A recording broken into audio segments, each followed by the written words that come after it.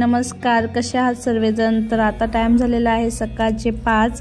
तर चला आता मी कुठं निघालोय ते तुमच्यासोबत मी आज शेअर करेल। तर ब्लॉगवर कोणी नवीन असाल तर चॅनलला सबस्क्राइब करायला विसरू नका। तर चला ब्लॉगला सुरुवात करूया। तर आज आम्ही चाललो आहे गंगापूरला। तर मी तर फर्स्ट टाइम चाललेली आहे, तर मला तर बघण्याची खूपच उत्सुकता होती आहे आणि खूप छान आहे असं तिथं मी बघितलेलं नेटवर वगैरे पण। तर चला आता इथून आम्हाला आमच्या घरापासून अगदी 100 किलोमीटर आहे बघा। तर सकाळच्या 5 वाजता आम्ही निघालेलो आहे घरातून। तर तिथे जाऊन किती वाजता पोहोचतो ते तुम्हाला मी सांगेल पुढे कंटिन्यू। तर बघा आता सकाळचे 6 वाजलेले आणि थोडंसं उजेड झालेला आणि पोरं काय झोपलेले होते सकाळच्या टायमाला। आणि कसं डायरेक्ट तिथे जाऊन आम्हाला आंघोळ वगैरे करायची होती, म्हणून आम्ही जास्त काय म्हणजे सकाळी घाई गडबड नाही, फक्त आपलं तोंड हातपाय धुवून थोडा चाय घेऊन आम्ही निघालो बाहेर।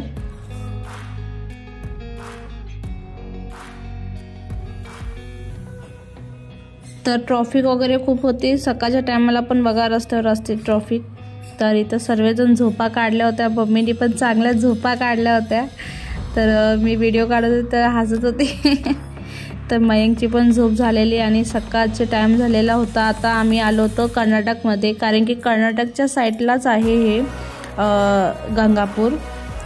तर खूप मस्त आहे बघा मंदिर। आता बघू पुढं, मी तर बघितलेलं आहे, मग आता व्हिडिओ एडिटिंग करते म्हणून तुम्हाला सांगते। तर चला आता बघा कर्नाटकमध्ये आलेलं आहे, सर्व कन्नडीमध्ये लिहिलेलं, कन्नडी आणि इंग्लिश बस, बाकी हिंदी मराठी काही नव्हतं तिथं। आणि इथं चाललेली आहे मयंकची मस्ती। तर मयंक खूप मस्ती लागत होते आणि गाणे लागलं होते ना, तर त्या गाण्यांवर तो डान्स लागला होता गाड्यांमध्ये। तर ते मी काय आवाज आपलं ठेवू शकत नाही, नाहीतर मग कॉपीराईट येऊ शकतं त्यामुळे। तर मयंक खूप फ्रेश होता, मस्त मज्जा करत होता आणि त्याला तिथं पण खूप मज्जा येणार आहे। आणि इथं आम्ही पोहोचलोय 8:30ला। आता चाललोय गंगापूरमध्ये, पण आम्हाला उशीर झालाय थोडा। तर आता आम्ही चाललोय संगमला आंघोळी वगैरे करायला। गर्दी बघा किती गर्दी, आज वार आहे गुरुवार। तर आज होती पौर्णिमा, तर पौर्णिमेच्या दिवशी भरपूर अशी गर्दी होती। आणि संगम जिथं नदी आहे ना, तिथं भीमा आणि अमरजा नदी संगम झालेले दोघांचे स्थान आहे तिथं। तर तिथं नदीत स्नान करण्यासाठी, आंघोळ वगैरे करण्यासाठी इतकी गर्दी असते ना, खूप प्रचंड प्रमाणात गर्दी असते। तर तुम्ही बघू शकता, आता तर काय नव्हते, आम्ही सकाळी 8:30-9च्या दरम्यान पोचलेलो, पण त्यानंतर ना खूपच वाढलेली। तर भीमा व अमरजा या दिव्य पवित्र 2 नद्यांचा संगम गंगापूर या जागृत शक्तिपीठावर आहे। तर आम्ही उतरत होतो खाली आणि पाणी भरपूर असतं, पण ह्यावेळेस बघा पाऊस नसल्यामुळे पाणी जरा सुकलेलं आहे, नाही तर खालचे ते जिने आहेत ना तिथपर्यंत पाणी असतं म्हण। आणि किती गर्दी होती बघू शकता तुम्ही सकाळच्या टायमाला। आणि इतर लोक रात्रीच येऊन लाईन गर्दी म्हणजे रात्रीच येऊन लाईन लावून ठेवत असतात निळकूठ मठाची आपले दर्शन घेण्यासाठी। तर आम्हाला ते म्हणजे जमलं नसतं, त्यामुळे मग आम्ही सकाळच्या टायमाला आलेलो। तर चला आता आम्ही चाललोय आंघोळीला वगैरे करायला। तर इथं बघू शकता सर्वांनी म्हणजे आपल्या मनाने आपण इथं कपडे वगैरे पण सोडून देऊ शकतो आणि सर्व म्हणजे आपल्या मनातली काही पण इच्छा वगैरे असेल ती सुद्धा पूर्ण होती। आणि आपले काही पाप वगैरे जे पण काय असेल ते निघतं, ज्यांच्या अंगात भूत वगैरे असेल ते सुद्धा निघून जातं। तर इथं बघू शकता, आणि इतकी पवित्र नदी आहे ना, खूपच असं म्हणजे आपल्याला पूर्ण आपलं शरीर असं हलकं हलकं वाटतं बघा इथं आंघोळ केल्याने। आणि त्यानंतर ना आता आंघोळ वगैरे करून कपडे वगैरे चेंज केले आणि त्यानंतर ना आम्ही चाललो आहे आता दिवा सोडायला। तर दिवा सोडायच्या वेळेस इतकी गंमत झाली ना, काय सांगायला नको। तर दिवा काय पेटतच होता, हवा इतकी सुटलेली ना खूपच। 2 माचीस म्हणजे आम्ही ट्राय केल्या, दोन्ही माचीस संपल्या, पण दिवा काय लागला नाही। पण मग तरी पण आता चला देवाच्या नावाने आपलं सोडून दिलेलं नदीत दिवा। तर बघू शकता लागतच नव्हता, आम्ही खूप ट्राय करत होतो, मी बंटी मम्मी आम्ही तिघांनी ट्राय केलो खूप दिवा लावायची, काय माहित काय झालं पण लागत नव्हतं।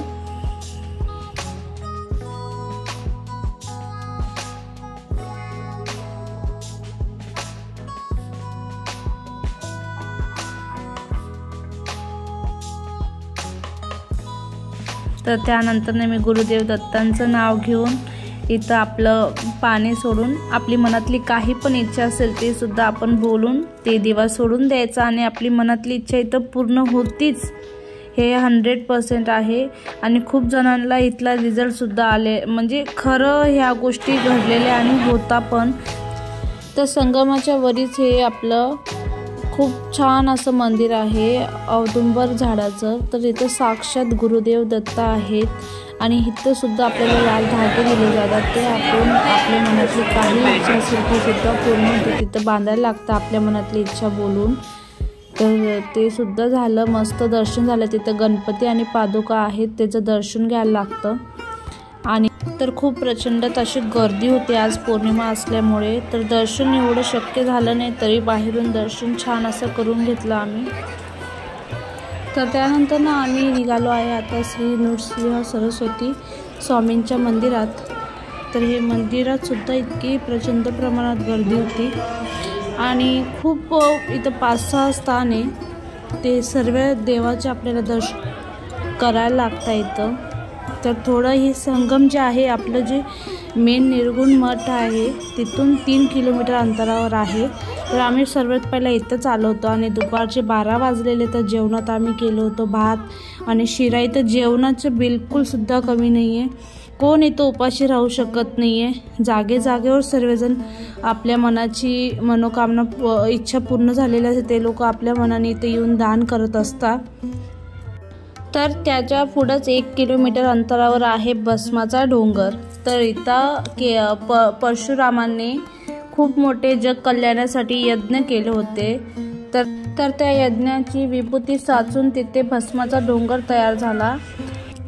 तर हे भस्म खूप जण घरी घेऊन जात असतात. ह्या भस्माने आपलं पिशाचा बाधा दूर होतो, दृष्टीबाधा नाहीसा होतो आणि खूप पवित्र अशी जागा आहे. आणि हाच आपल्यासाठी श्री गंगापूरमधील प्रसाद म्हणून खूप लोक घेऊन जात असतात. तर आमचं इथं दर्शन वगैरे झाल्यानंतर आता आम्ही पुढे निघालेलो आहे श्री गुरुदेव दत्तांच्या मंदिरात.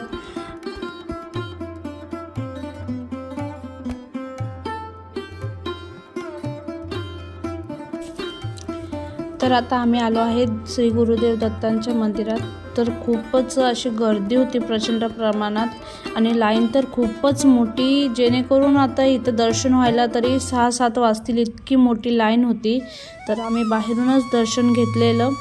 आता आतमध्ये बघू, जेव्हा देव बोलवतील त्यावेळेस शक्य होईल त्यावेळेस आतून दर्शन होईल. पण आणि इथं दर्शन घ्यायचं असेल तर सकाळीच आपल्याला, म्हणजे रात्रीच आपल्याला येऊन इथं लाईनमध्ये लागायला लागतं. तर आपल्याला सकाळची काकडची आरती मिळते त्यावेळेस आपलं दर्शन चांगलं होतं इथं. पण मग तेवढं शक्य झालं नाही. तर तिथं दर्शन वगैरे करून निघालो आता आम्ही सीधा अक्कलकोटला.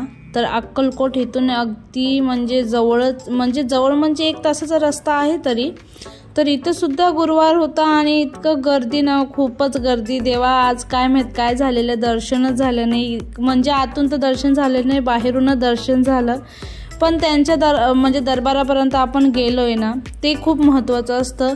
आणि किती श्रद्धेने किती मनापासून आपण त्यांना म्हणजे हे करतोय, पूजापाठ करतोय, ते खूप महत्त्वाचं असतं बघा. तर बाहेरून तर CCTVमध्ये स्वामी समर्थांचं दर्शन झालं माझं. तर लाईनीत तर उभं राहिलो नाही, कारण की पोरंसुद्धा म्हणजे इतकं शांतच बसत नव्हते, खूप आगाऊपणा करत होते आरोमयंग.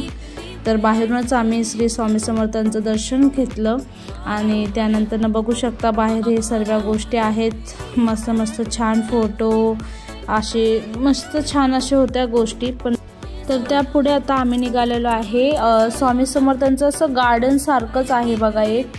तर तिथं खूपच छान असं केलेलं आहे, स्वामींची खूप मोठी अशी मूर्ती आहे, खूप छान असं गार्डन आहे. आणि मी आता खूप दिवसानंतर ना अक्कलकोटला गेलेली, किमान 10 वर्षानंतर गेली असेल बघा.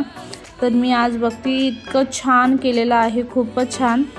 आणि माझी मावशी पण खूपच करत असते आता स्वामी समर्थांचं, म्हणजे खूपच ते सारखे येत जात असतात. आणि सोलापूरवरून अगदी खूपच जवळ रस्ता, 1 घंट्याचा रस्ता आहे फक्त.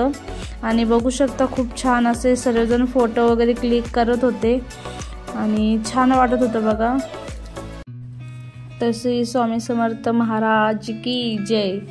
तर चला बघू शकता तुम्ही, तुम्हाला परत एकदा मी दाखवून देत आहे किती छान असं आहे बघा।